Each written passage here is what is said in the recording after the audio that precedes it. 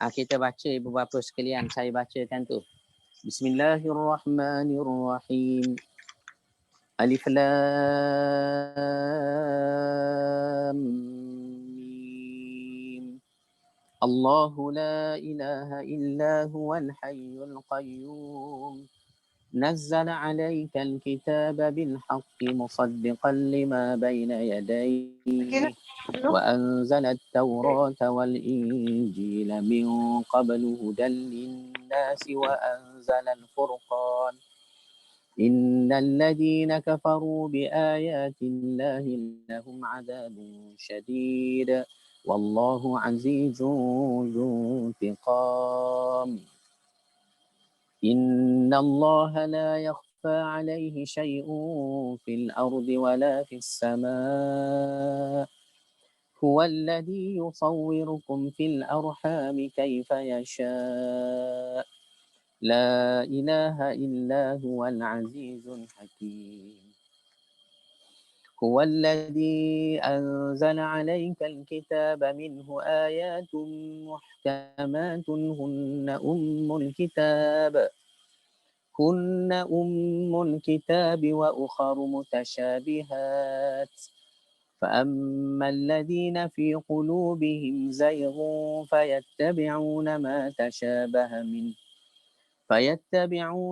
تشابه منه ابتغاء الفتنة وابتغاء تأويله وما يعلم تأويله إلا الله والراسخون في العلم يقولون آمنا به كل من عند ربنا وما يذكر إلا أولو الألباب ربنا لا تزغ قلوبنا بعد إذ هديتنا وهب لنا من لدنك رحمة إنك أنت الوهاب ربنا إنك جامع الناس ليوم لا ريب فيه إن الله لا يخلف الميعاد صدق الله العظيم. Kita bacakan tafsir Ibnu Katsir ni. Surah Ali Imran yang kita nak baca ini ayatnya 200 ayat dan surah yang ketiga selepas Al-Fatihah, Al-Baqarah, Ali Imran. Ya. Dan ayat pertama hingga ayat 83 daripada 200 ayat ni katanya turun berkenaan dengan utusan yang datang jumpa Nabi daripada Najran. Utusan Najran. Mereka datang ke Madinah pada tahun ke-9 Hijriah sebagaimana akan dijelaskan pada tafsir ayat Mubahalah. Ayat sumpah laknat. Mubahalah. Kita akan jumpa dalam surah Ali Imran tentang hukum bermubahalah. Sumpah laknat. Ya, Nabi bersumpah laknat, mubahalah dengan orang-orang Nasrani itu yang tak percaya Islam betul. Maka Nabi kata, kalau faqul ta'alau nad'u abna'ana wa abna'akum wa nisa'ana wa nisa'akum thumma nabtahil. Kemudian mari kita bermubahalah. Ayat ni kita akan jumpa nanti. Dan kami telah menyebutkan keutamaan surah ini bersama surah Al-Baqarah pada awal pembahasan tafsir surah Baqarah hari itu. Mari kita tengok ya. Alif Lam Mim. Banyaknya ayat-ayat macam ini. Ya, terdiri daripada huruf-huruf hijaiyah. Alif ba ta sa jin ha kha sampai ya wassalamu bil khairi ajmain. Huruf hijaiyah. Ada alif lam mim. Ada alif lam mim ra. Ada alif lam ra. Ada qaf, ada nun, ada yasin, ada taha, ada kaf, ha ya ain sad. Banyaknya huruf hijaiyah. Apa maksudnya? Antaranya ahli tafsir kata hanya Allah sahaja yang tahu. Macam mana kita nak tahu keseluruhan Al-Quran ni bila wahyu dari Allah? Ada tersirat, ada tersurat. Al-Quran kata ulama terbahagi kepada 3 bentuk ayatnya. Pertama diketahui oleh semua orang, hatta orang kafir pun tahu. Bila Allah menyebut Allahu la ilaha illahu, orang kafir marah Nabi. Sebab Nabi mari mengajar, Allah ni tak ada Tuhan dah. Tak ada dah sembahan lain, kesyirikan tak ada. Patung-patung berhala tak ada, melainkan dia. Maka orang kafir marah. Ni nak menunjukkan ada ayat Quran, orang kafir pun boleh faham. Ada ayat Quran hanya ilmuwan yang tahu. Ulama yang faham. Contohnya, kenapalah Al-Quran ni mula-mula turunnya Iqra' bismi rabbikal ladzi khalaq. Tapi bila susun, Iqra' duduk atas sana. Al-Fatihah dulu pula yang duduk di depan. Contohnya lagi, ayat-ayat Al-Quran ni. Kenapalah turun di sini sikit, turun di sana sikit. Tidak patut diletak mengikut turun ayat tetapi disusun cara lain. Antaranya lain ayat Al-Quran. Kadang-kadang diguna kalimah tertentu. Ya Musa aqbil. Wahai Musa mari. Walhal biasanya dalam Quran ayatnya tempat lain. Bila Allah nak panggil mari, Allah tak kata aqbil. Allah kata ta'al. Ta'alau. Inilah satu-satu tempat dalam Al-Quran aqbil. Kenapa? Ini hanya ulama yang tahu. Pakar bahasa yang tahu. Ketiga ialah hanya Allah saja yang tahu. Antaranya apa dia? Ni. Alif Lam Mim. Hanya Allah sahaja yang tahu. Walaupun begitu ibu bapa sekalian, ada setengah-setengah ulama tafsirkan juga. Seperti Yasin, wahai manusia. Ada ulama tafsir gitu. Yasin, nama lain bagi Nabi Muhammad sallallahu alaihi wasallam. Ini penafsiran. Baik. Allahu la ilaha illa huwal hayyul qayyum. Allah tidak adalah Tuhan yang layak disembah melainkan dia. Al-Hayyu lagi maha hidup. Al-Qayyum maha perkasa. Nazzala alaikal kitaba bil haqqi musaddiqan lima. Sesungguhnya Al-Quran diturunkan. Nazzala alaikal kitab. Al-Kitab tu nama lain bagi Al-Quran. Al-Quran ni nama lain baginya banyak. Al-Furqan pun nama lain bagi Quran. At-Tanzil nama lain bagi Al-Quran. An-Nur nama lain bagi Al-Quran. Al-Kitab pun nama lain bagi Al-Quran. Nazzala alaikal kitab. Kami turunkan kitab in bracket Al-Quran kepada engkau Muhammad. Musaddiqan lima. Nak membenarkan atau membetulkan apa yang turun sebelum ni. Sebelum Al-Quran turun ada kitab lain. Taurat kepada Musa. Injil, Zabur kepadanya Isa, Zabur kepada Daud, Injil kepada Isa. Ini sebelum Al-Quran. Sebelum Al-Quran. Maka bila Al-Quran turun, antara sifat Al-Quran musaddiqan lima baina yadayhi. Ini ayat Quran sebut. Membenarkan kitab yang terdahulu. Itu orang Nasrani tanya. Kenapa orang Islam tak terima Bible, tak terima perjanjian lama Taurat, tak terima Zabur, Sam dalam Old Testament tu? Tidakkah Al-Quran kata musaddiqa, membenarkan kitab dulu? Kita jawab, kitab yang ada sekarang sudah rosak. Dan kalimah musaddiqa bukan sahaja maksudnya membenarkan, tetapi juga maksudnya mengkoreksi, membetulkan, meluruskan apa yang sudah bengkok.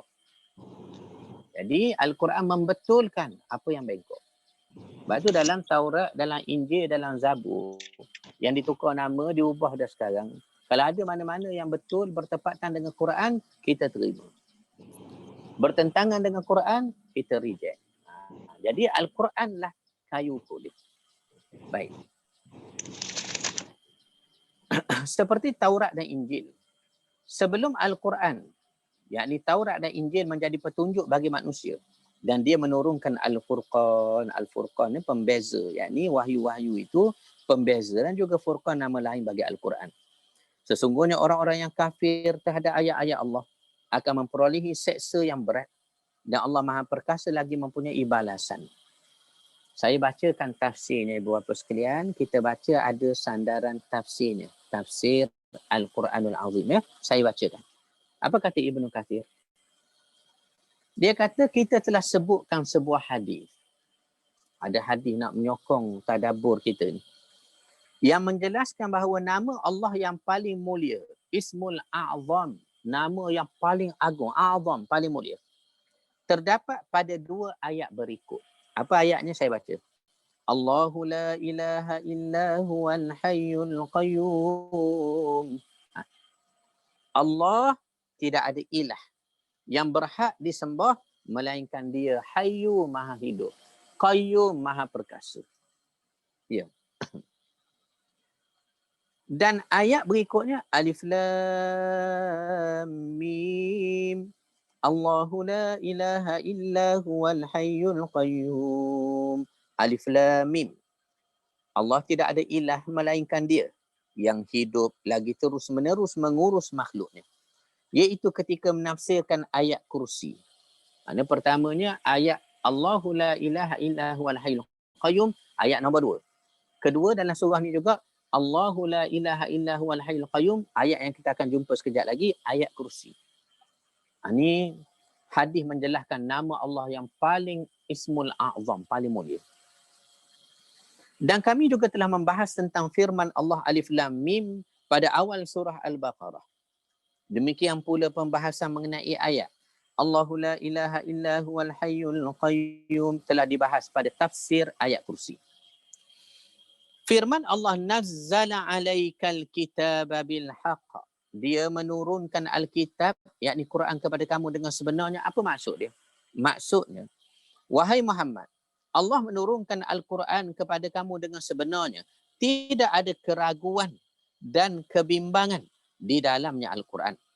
Kitab itu diturunkan di sisi Allah dengan ilmunya dan disaksikan oleh para malaikat dan cukuplah Allah sebagai saksi. Ayat Quran ni turun diiringi malaikat.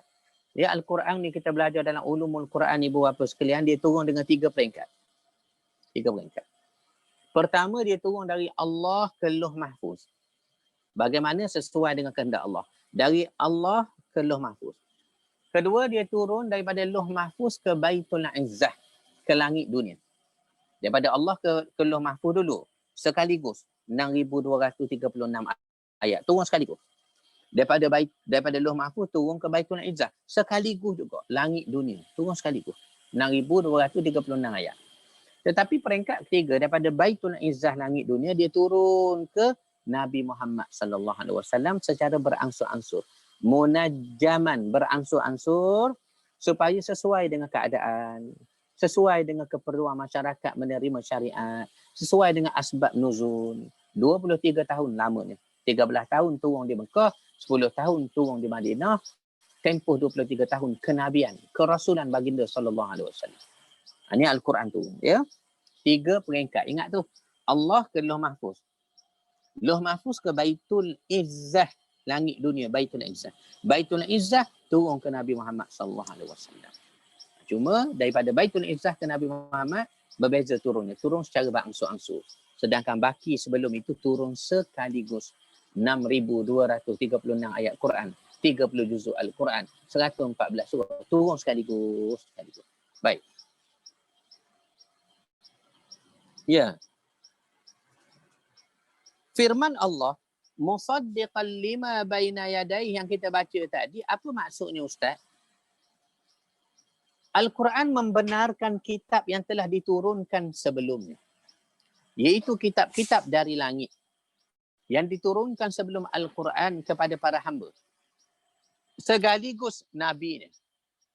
Dan kitab-kitab itu membenarkan Al-Quran dengan berita dan khabar gembira yang tersebut di dalamnya sejak dahulu kala lagi.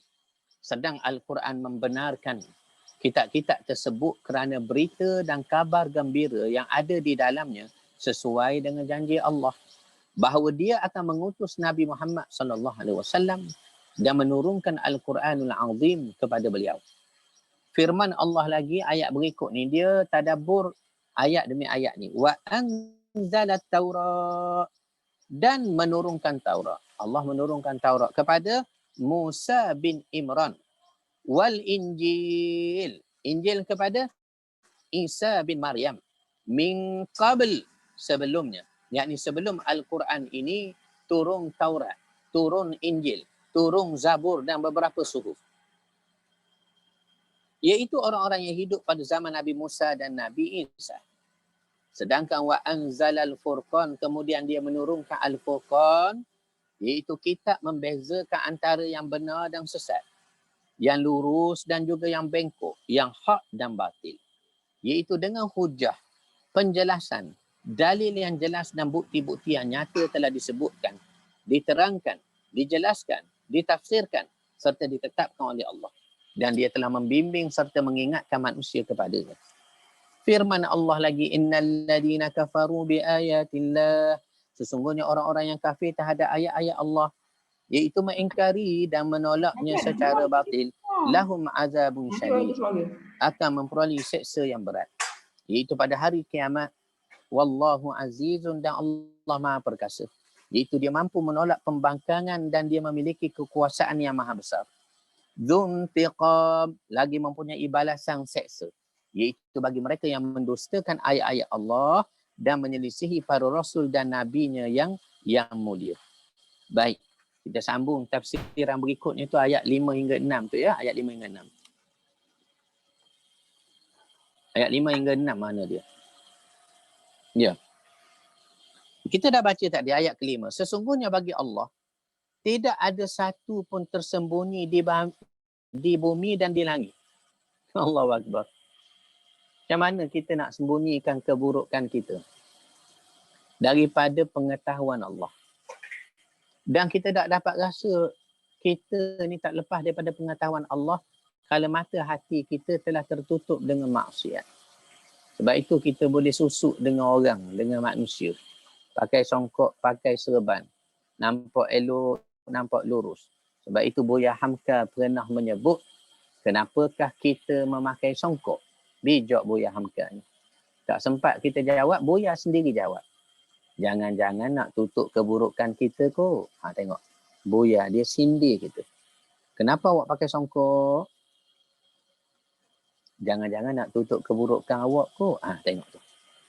Tetapi Allah, innallaha la yakhfa. Tidak ada satu pun tersembunyi daripada Allah. Syai' fil ardi wala fis sama. Baik di bumi atau di langit. Kita ni tak tahu banyak. Apa berlaku di pejabat kita tak tahu. Apa berlaku di kampung kita tak tahu. Ustazkan apa berlaku dalam tanah, dalam laut, dalam angkasa yang gelap. Innallaha la yakhfa. Allah tidak ada satu pun tersembunyi padanya. Allahu Akbar. Ya. Kaya Tuhan ya Allah. Dialah yang membentukmu dalam rahim ibumu. Huwallazi yusawwirukum, dialah yang yusawwirukum, memberi bentuk sampai rupa kita begini. Ayanda Haji Mat Syarif rupa begini. Ustaz Wali rupa begini. Setiap manusia diberi papan wajah.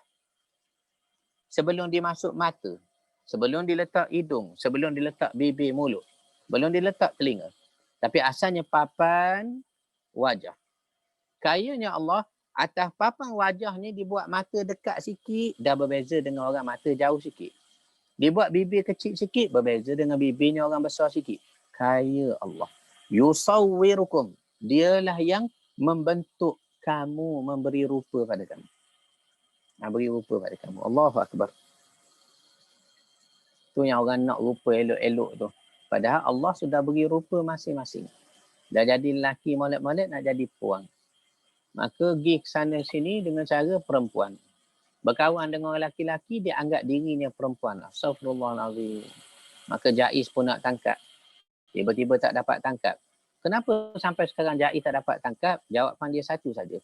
Waktu ada, awak tak tangkap. Waktu tak ada, baru nak tangkap. Itu saja. Itu saja jawapan dia. Ya. Tidak ada ilah yang berhak diibadahi dengan benar melainkan Dia yang Maha Perkasa lagi Maha Bijaksana.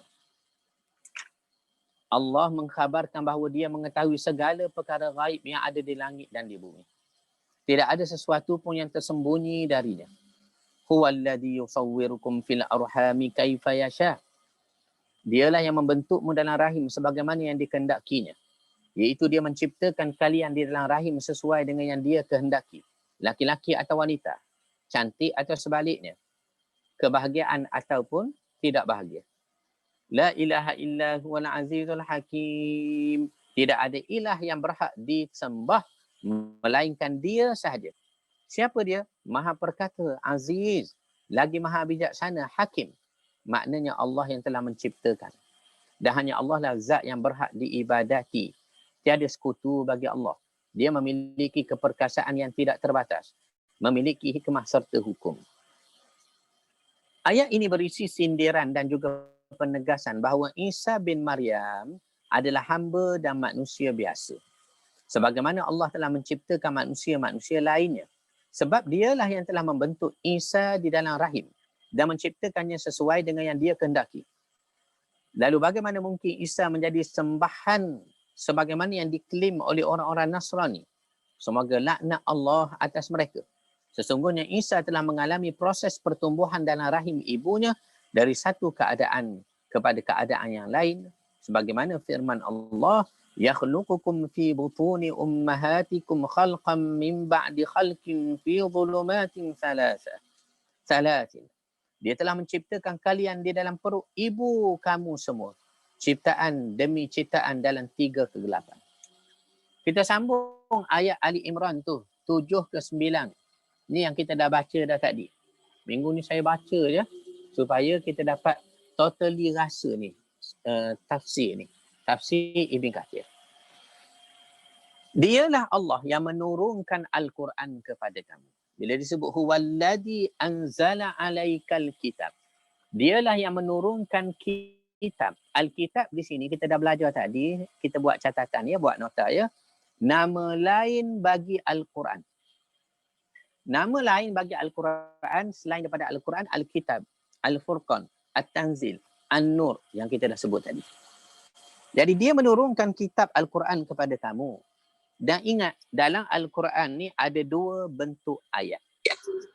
Dalam Al-Quran ada 2 bentuk ayat.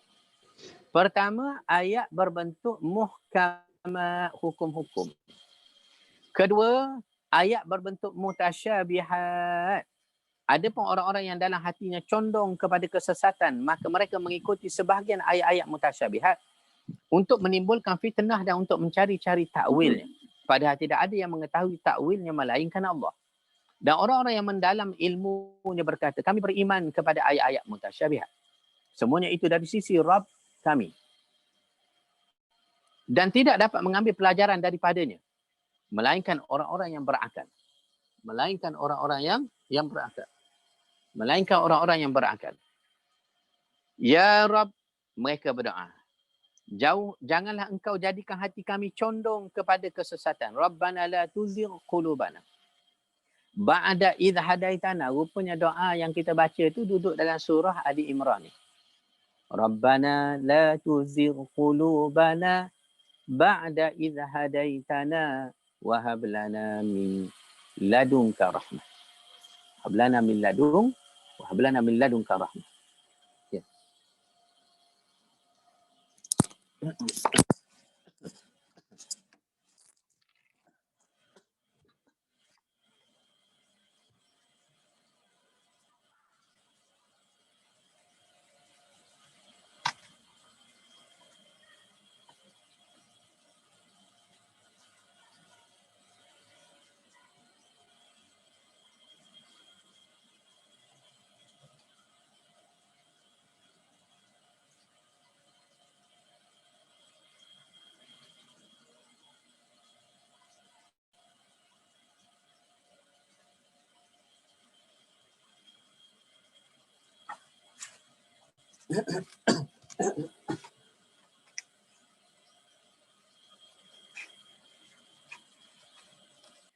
Minta maaf ya. Okey. Jadi doa yang kita baca, Rabbana la tuzigh qulubana ba'da idh hadaitana wa hab lana min ladunka rahmah innaka antal wahhab. Duduk di sini rupanya. Duduk dalam surah ini. Ya.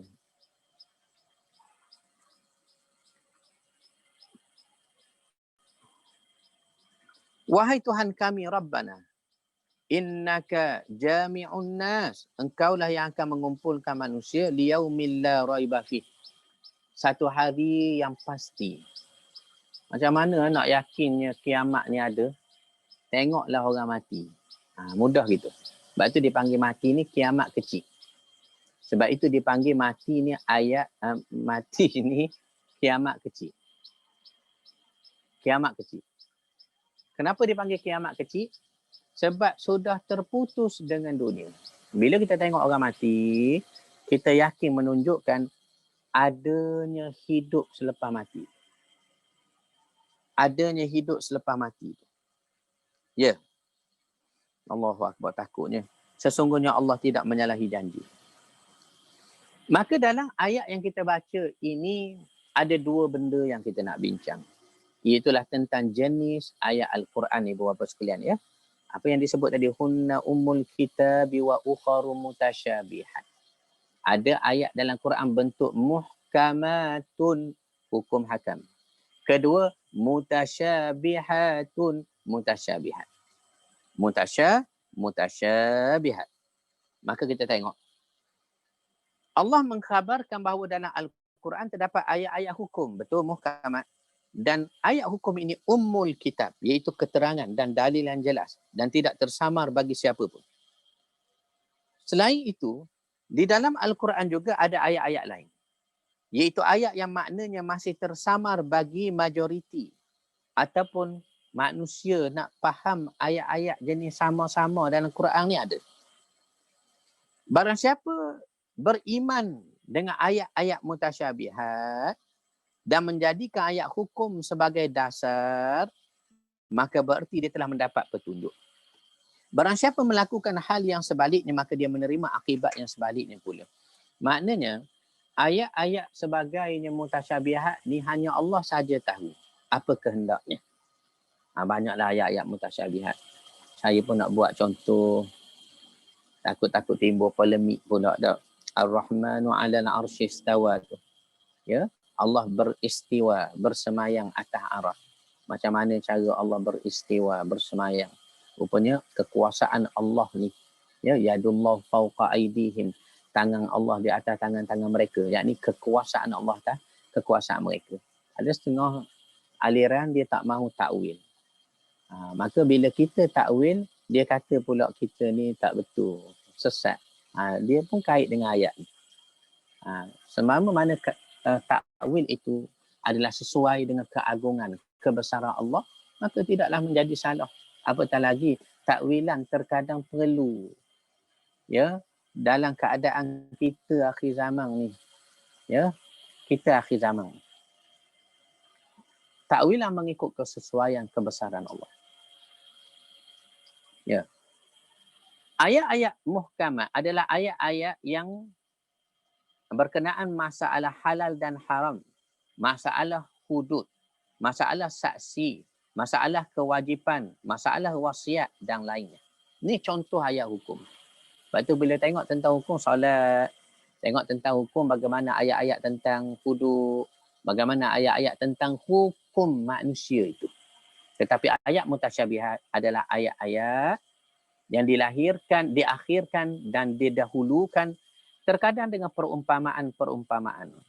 Sumpah dan apa yang harus diimani tetapi bukan berupa amal perbuatan. Kita tengok ahli tafsir kata, Muhammad bin Ishaq bin Yasar rahimahullah berkata, bila Allah sebut minhu ayatun muhkamatun, jenis ayat dalam Quran, ayat muhkamat, kedua ayat mutasyabihat. Dia kata bila Allah sebut minhu ayatun muhkamatun, ayat-ayat tentang hukum, yakni di dalam ayat itu mesti ada hujah Allah Subhanahu Wa Taala, pedoman bagi para hamba dan menolak bantahan batil. Ayat-ayat muhkamat tidak mengalami perubahan yang menyimpang dari apa yang telah ditetapkan oleh Allah. Cuma ada kadang-kadang ayat kita panggil nasah dan mansuh. Ya, ada ayat yang diturunkan mengikut kesesuaian seperti pengharaman arak. Dia berperingkat. Turunnya ayat mengharamkan, kemudian ayat menasahkan dengan mengatakan haram secara mutlak dah. Tak ada peringkat, period dah habis dah. Ini sesuai dengan keadaan orang-orang Arab ketika itu. Arak adalah minuman yang harian, biasa. Bagaimana Islam dengan hikmahnya membendung sedikit demi sedikit sehingga ada peringkat dia. Sebab tu kalau kita tengok dah, kenapa Islam ni turun di tanah Arab? Ibu bapa sekalian, kenapa Islam turun tanah Arab? Ya, dengan panah kering kontang. Tidak boleh ke turun tanah Melayu kan mudah. Kita pun boleh faham Al-Quran dalam bahasa Melayu. Kenapa? Ramai yang kata ruginya, saya tak boleh cakap Arab. Kalau jadi orang Arab sedapnya, kata kita. Kata kita. Walhal ibu bapa sekalian, antara hikmah bila Al-Quran, bila Islam turun tanah Arab dan adanya ibadat puasa, sedang di sana gering, padang pasir, Sahara, panas, mereka masih boleh puasa. Bayangkan kalau turun di tanah Melayu. Dah turun tanah Melayu, orang Arab dah boleh nak puasa. Sebab tanah Melayu ada sungai, ada pokok, ada rumput. Ni antara hikmah yang paling mudah kita fikir. Mana kalau orang di tanah Melayu ni tak boleh juga nak apa ni, nak berpuasa, maka berat benarlah dia. Berat benarlah dia.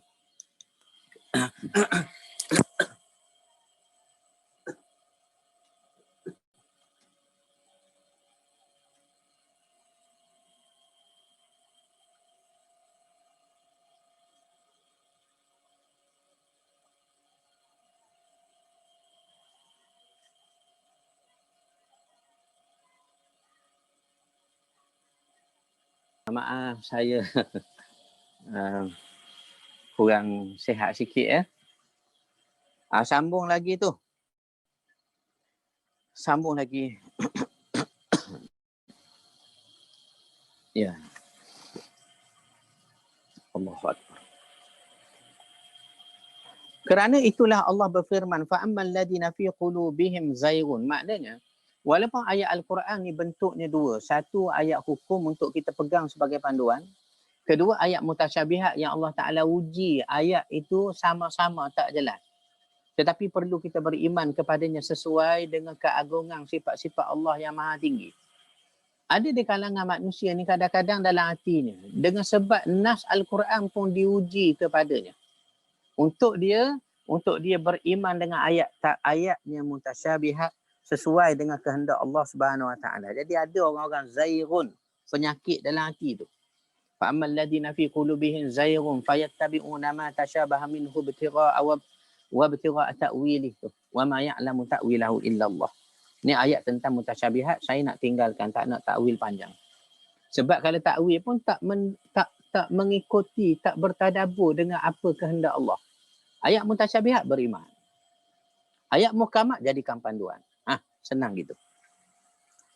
Kita sambung ayat berikutnya tu. Ya.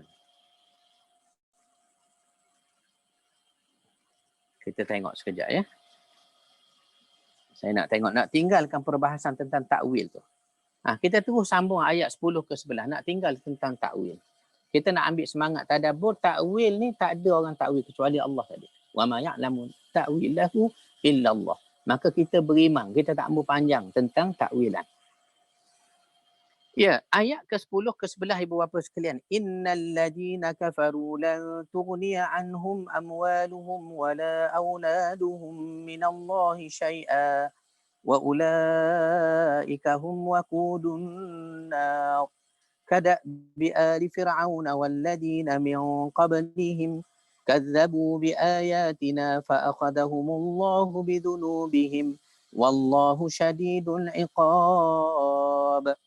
Sesungguhnya orang-orang kafir, harta benda dan anak-anak mereka sedikit pun tidak dapat menebus seksa Allah kepada mereka kelak. Hartanya banyak, anaknya bertimbung. Semuanya menjadi beban di akhiratnya nanti. Dan mereka orang-orang kafir adalah adalah bahan bakar api neraka. Bahan bakar api neraka ni ada dua ibu bapa sekalian. Kita baca tafsir. Pertama, annas, manusia kafir. Dicampak dalam neraka, dia jadi marak neraka. Macam kita tak, nak kita bakar sampah petang-petang, nak bagi marak. Tuan-tuan letak apa? Minyak tanah. Lebih tergamak lagi letak tong gas, meletup tu. Dia jadi marak. Bahan pemarak api neraka ada dua. Al-Quran sebut. Annas, manusia kafir. Dicampak dalam neraka, marak neraka. Wal hijarah, dan batu. Batu campak dalam neraka jadi marak api neraka. Allah takut ya Allah. Takut ibu bapa sekalian, takut. Ya. كدأب آل فرعون والذين من قبلهم كذبوا بآياتنا فأخذهم الله بذنوبهم والله شديد العقاب.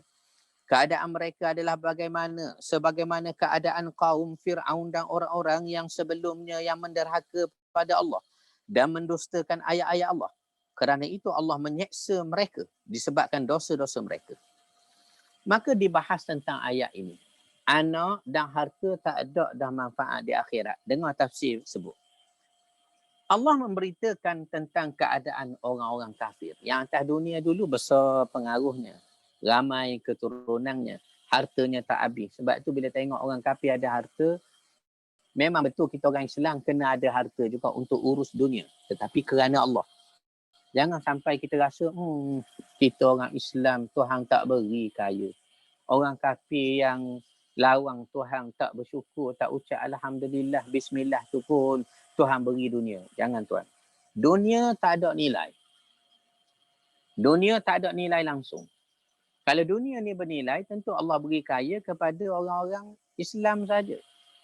Kerana tak ada nilai tu Allah beri. Macam kita ni, tuan-tuan mari rumah saya, tuan pun minta lah batu-batu tepi jalan ni. Saya beri, dia ambil lah banyak mana pun. Sebab apa? Saya nak buat apa batu? Itu maksud dia. Batu-batu kerikil tu. Nak buat apa? Ambil lah tuan. Tak ada nilai dunia. Allahu Akbar. Yang mana pada harinya akhirat, ayat Al-Quran yang lain memberi satu penegasan. Apa ayat dia saya baca? Yauma la yanfa'u adh-dhalimina ma'dziratuhum wa lahumul la'natu wa lahum su'ud dar. Suratul Mu'min, Zumar. Pada hari yang permintaan maaf orang-orang zalim tidak berguna. Bagi mereka laknat dan bagi mereka pula tempat tinggal yang buruk. Apa yang diberikan kepada mereka di dunia, baik harta maupun anak keturunan, tidak memberi manfaat sedikit pun di sisi Allah. Dia tidak mampu menyelamatkan mereka dari azab Allah yang pedih, ya Allah. Sebagaimana firman-Nya, "Fala tu'jibka amwaluhum wala auladuhum. Innama yuridu Allahu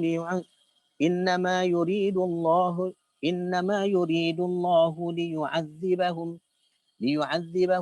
biha fil hayati dunya wa tazhaqa anfusuhum wa hum kafirun."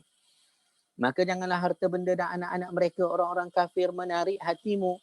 Sesungguhnya Allah menghendaki pemberian harta benda dan anak-anak itu untuk menyeksa mereka dalam kehidupan dunia dan kelak akan melayang nyawa mereka sedang mereka dalam keadaan kafir. Surah At-Taubah. Banyak ayat-ayat Al-Quran menerangkan walaupun ada harta, ada keturunan, adanya pengaruh, tidak membawa apa-apa erti di akhirat. Sebab dunia tidak ada nilai. Jadi ada pun orang beriman, cara nak membuktikan mereka itu ada nilai. Selain daripada iman dan Islam yang sudah dilafazkan, itulah pembuktian amal mereka kepada Allah. Antaranya tadilah menjadikan ayat hukum panduan. Ayat mutasyabihat Allah suruh beriman terima. Ini ya. Ya. Ayat yang kita baca tadi, kada bi ali Fir'aun. Apa maksud dia? Seperti apa yang dikerjakan oleh pengikut Fir'aun. Maknanya Allah Ta'ala akan balas mana-mana orang yang seumpama dibuat metaphorically, kiasan. Pengikut Fir'aun dulu menjadi sesat dan Fir'aun bertambah sesat sebab ia mendukung ketuhanan, kesyirikan Fir'aun. Fir'aun mengaku Tuhan, ada pengikut yang mendukungnya. Kata ad-da'bu memiliki erti yang beragam, bisa bererti perbuatan, keadaan, perkara atau kebiasaan. Firman Allah, wallahu syadidul iqab, Allah sangat keras seksanya. Maknanya hukuman Allah sangat berat, ya Allah. Dan seksanya sangat pedih, ya Allah. Apabila telah ditetapkan kepada seseorang, maka tidak ada seorang pun yang dapat menolaknya atau menghindar darinya. Bahkan Allah dapat berbuat apa saja yang dia kehendaki. Segala sesuatu tunduk kepada Allah. Tiada ilah dan Rabb melainkan Allah Subhanahu wa taala yang Maha berkuasa itu, ibu bapa sekalian. Kita sambung ayat 12 13. Qul lil ladzina kafaru satughlabuna wa tusharuna ila jahannam wa bi'sal mihad. Qad kana lakum ayatun fi fi'atayn iltaqata fi'atun tuqatilu fi sabilillahi wa ukhra kafiratun يرونهم مثليهم رأي العين والله يؤيد بنصره من يشاء إن في ذلك لعبرة لأولي الأبصار. Katakanlah kepada orang-orang kafir, kamu pasti akan dikalahkan di dunia dan kemudian kamu diiring ke dalam neraka Jahannam, dan itulah tempat seburuk-buruk. Sesungguhnya telah ada tanda bagi kamu pada dua golongan yang berperang. Segolongan berperang di jalan Allah, segolongan lain kafir yang dengan mata kepala mereka melihat seakan-akan muslimin dua kali jumlah mereka. Ini dalam peperangan, antaranya dalam setiap peperangan. Badar pun begitu. Walaupun kita tentera tak ramai, dalam Uhud pun begitu juga. Badar lah khususnya kita nak lawang dengan 200,000 tenteranya orang Islam. Dalam peperangan Tabuk kita menentang Rom. Mereka lebih kurang dalam 300,000 orang, termasuk sekutu mereka kabilah Arab Bani Ghassan. Kita sikit, tapi Allah Ta'ala tampak takut dalam hati orang kafir. Kedua, pada masa mereka melihat ramai tentera Islam ni, malaikat turun dalam peperangan sampai dengan hadis setiap peperangan yang dihadapi oleh orang Islam, malaikat turun. Ya. Muhammad bin Ishaq bin Yasar meriwayatkan dari Asim bin Umar bin Qatadah bahawa setelah menang peperangan Badar dan kembali ke Madinah, Rasulullah sallallahu alaihi wasallam mengumpulkan orang-orang Yahudi di sebuah pasar Bani Qainuqa. Bani Yahudi juga Bani Qainuqa. Kerana itulah Allah berfirman, qad kana lakum ayat. Sesungguhnya telah ada tanda bagi kamu. Maksudnya, wahai orang-orang Yahudi yang mengatakan begini, begitu, sungguh telah datang kepada kamu bukti-bukti menunjukkan Allah sentiasa memuliakan agamanya Islam, menolong Rasulnya, serta memenangkan kalimatnya, meninggikan urusan. Ya. Abdullah bin Mas'ud radhiyallahu anhu berkata, pertama kali kami melihat pasukan kaum musyrikin, kami melihat jumlah mereka berkali-kali lebih ramai daripada jumlah kami dalam peperangan. Kemudian kami melihat mereka lagi, maka kami melihat jumlah mereka tidak melebihi jumlah kami meski satu orang. Itu nak katanya Allah Ta'ala turunnya malaikat sehinggalah di mata orang-orang kafir itu ramai yang tentera orang Islam itu ramai. Abu Ishaq meriwayatkan dari Abu Ubaidah dari Abdullah bin Mas'ud radhiyallahu anhu, dia berkata, sungguh jumlah mereka sangat sedikit dalam pandangan kami. Sehingga aku berkata kepada seorang lelaki di sampingku, menurutmu, apakah jumlah mereka mencapai 70 orang? Dia berkata, aku kira jumlah mereka hanya 100 orang. Lalu kami menawan salah seorang lelaki dari mereka, lalu kami bertanya, berapa jumlah kalian? 1,000 orang. Ketika kedua pasukan sudah saling melihat, kaum muslimin melihat jumlah pasukan musyrikin 2 kali ganda, iaitu lebih banyak daripada mereka. Gunanya, caranya Allah Ta'ala buat itu supaya timbul tawakal. Muslim kepada Allah, menghadapi kepadanya Allah dan memohon pertolongan darinya. Dan demikian pula kaum musyrikin melihat jumlah kaum muslimin 2 kali lipat jumlah mereka, sehingga timbullah rasa takut, cemas, goncang dan gelisah. Kemudian ketika kedua pasukan sudah saling berhadapan dan bertemu, Allah menampakkan sedikit jumlah kaum musyrikin dalam pandangan orang muslimin.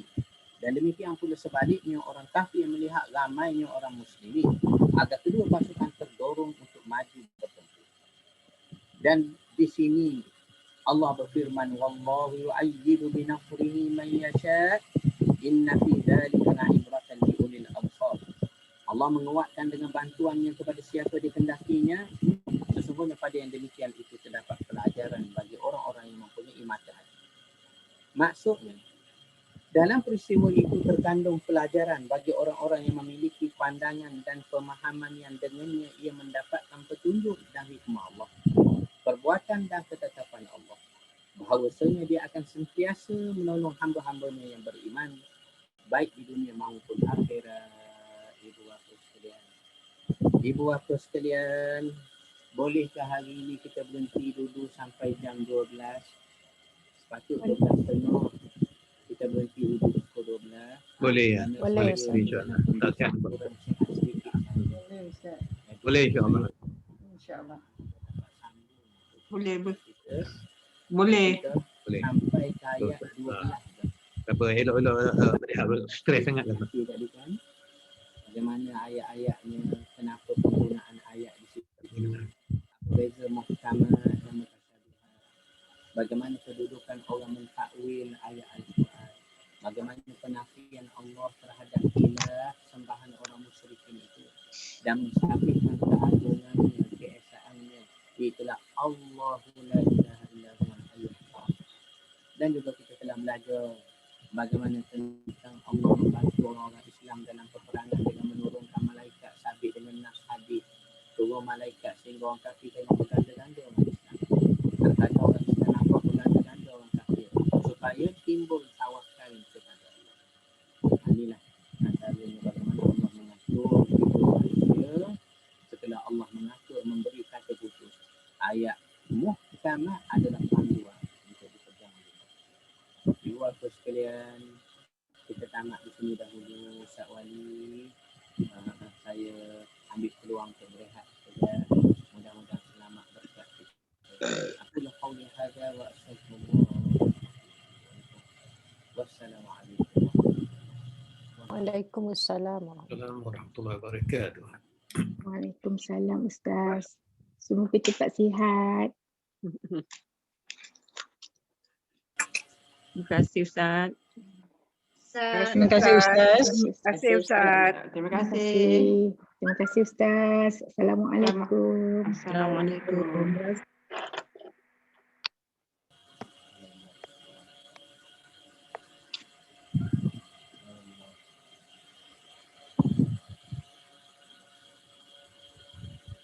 Assalamualaikum. Cepat sihat, Ustaz.